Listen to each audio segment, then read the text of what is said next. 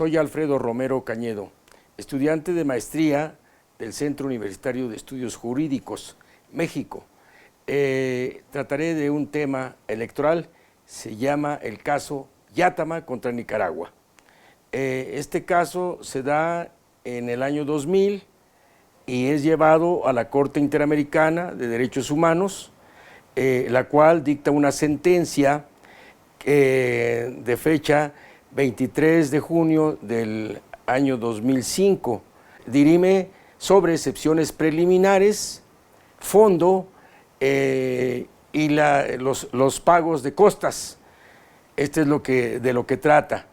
Y inicia en el año 2000, allá en la costa atlántica de una zona que es realmente étnica y que van a hacer o a contender por elecciones municipales. El Grupo Yátama acude al Consejo Electoral y es rechazado porque no es un partido político y la ley 331 ya no es como las de antes, que sí dejaba contender a los grupos indígenas. Nuevamente se regresa a la comunidad, se organiza para crear un partido político y cumplir también con que debe llevar el 3% de firmas de apoyo. Lo hace, recolecta todo y se inscribe como partido político, se constituye y regresa y le dice el Consejo Supremo Electoral que tampoco es aceptado porque no cumple con que el requisito del 3% de firmas y tampoco con la antelación de formación del partido para la contienda electoral. El Grupo Yátama busca una instancia internacional y acude antes de esto, el Grupo Yátama busca un amparo para redimir cualquier problema y es rechazado porque el tribunal da su respuesta hasta el 2005, en octubre para ser exacto, y ya no sirve. Entonces el Grupo Yátama acude a una instancia internacional junto con sus representantes, que es la CENID y la CEGIL, para que puedan meter una queja ante la Comisión de Derechos Humanos y es aceptada.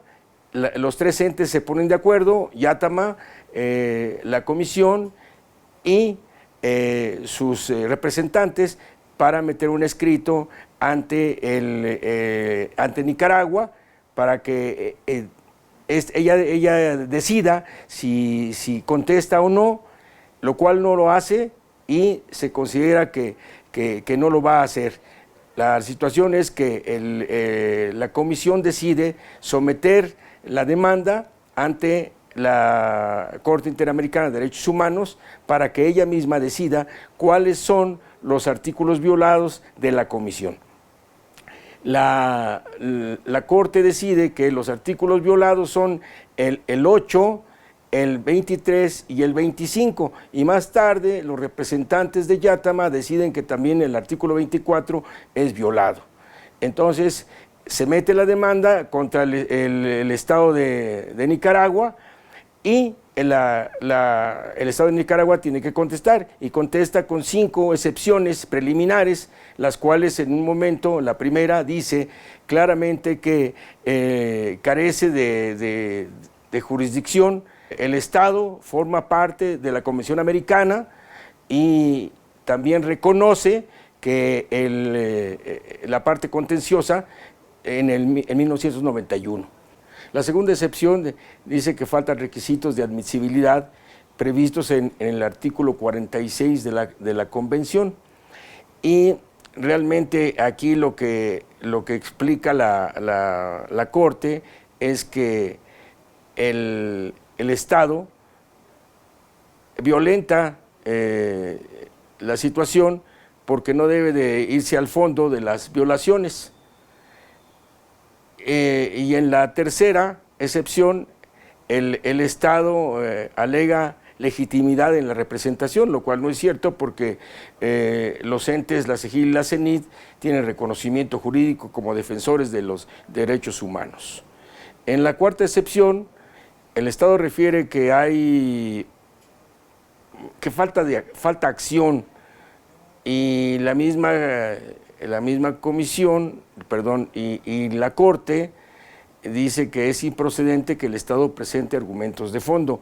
Y realmente esto es para desviar que la Corte no vaya al fondo del asunto.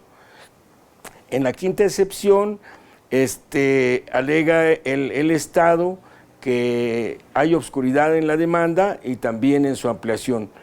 La Corte dice que declara responsable al Estado de los actos y omisiones para no permitir que el Grupo Yátama contendiera en los comicios del año 2000. Y desde luego también la ley 331 tampoco garantiza que las comunidades indígenas puedan ser permitidas para contender. Pasamos a los hechos probados, y los hechos probados, la Corte considera que Nicaragua es multiétnica, multicultural y multilingüe. Y los habitantes de la costa atlántica, por ende, son también multiétnicos. La Constitución Política del Estado de Nicaragua dice en su artículo 6º, establece que los derechos de las comunidades indígenas están dentro de este capítulo. Y en la Organización de los Pueblos de la Madre Tierra, que sería otro hecho probado, es precisamente que se origina en los años 70 y que es precisamente para defender los territorios y sus recursos naturales. Es otro hecho probado. Y la participación de Yátama en elecciones anteriores, por ejemplo, en el 90, en el 94 y en el 96, incluso en el 98, donde contiende por concejales al Parlamento regional, y de los 45 escaños que están en juego, gana 8. Esto sería, por ejemplo, la contienda del año 2000, que también es otro hecho probado, donde le niegan el registro, ¿sí?, por la ley 331, y también la ley de la 331 no garantiza que los grupos étnicos puedan contender en elecciones.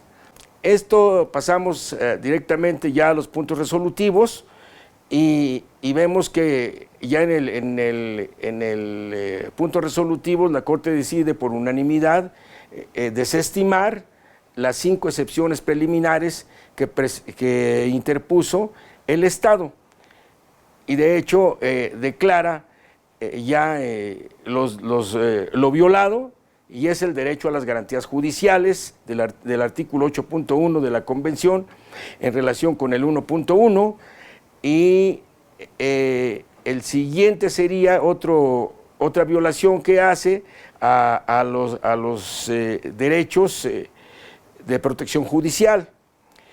Y el otro punto sería de violación a los derechos políticos, junto con la igualdad ante la ley.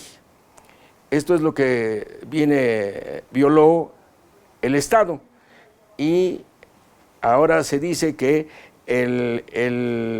la Corte decide que la sentencia la debe de publicar en un lapso de 1 año en el diario oficial y en un diario de circulación nacional, así como también descargarlo en la página web y publicitarlo también en una emisora radial de amplia cobertura en la costa atlántica, y dar a conocer lo declarado por por la Corte, son las violaciones a los artículos, y también que va a pagar las costas y los gastos generados.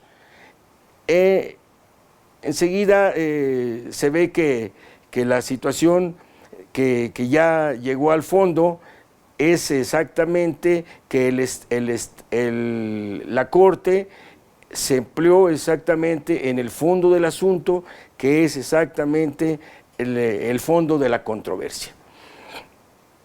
Con esto se deja concluido el caso Yátama, donde los resolutivos y la sentencia son publicados exactamente como lo dicta la Corte y por los medios que se hacen. Es todo.